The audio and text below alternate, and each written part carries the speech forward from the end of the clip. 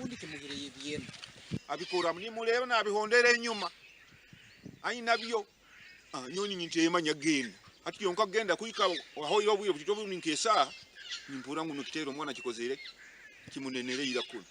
Omutura Jonan Mutegeko yirukangiza umwana w'ahirwaro rya Mparagasi Health Center ya Kashato muri Burindi kwakiriye veremerene ko kumwirukangiza ahirwaro rya Hoima Regional Referral Hospital. Ebyenda bere biri hano waheru hasi umukundi hano.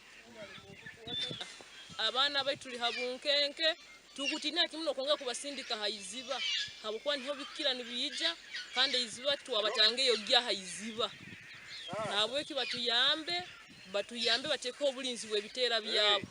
nibagira ngo cyo kubashasha impundeze zikaretwa bari kurwana ruvugaye bw'impundo mu cyaro cyabo abitkuza urukutaza abana babo tubari kubahereza buhwezi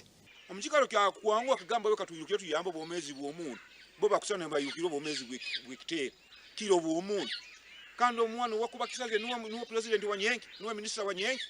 Moses Semahungo manager wa Burinde Chimpanzee Advocate Project yagira ngo nubije kuwera umwana wo gutunga ubujanjabe baitu tugena ntugumiza abantu batangire kutemera imiti beko ubiro kutoito kusigayireho buyikaleho so zate bitera bino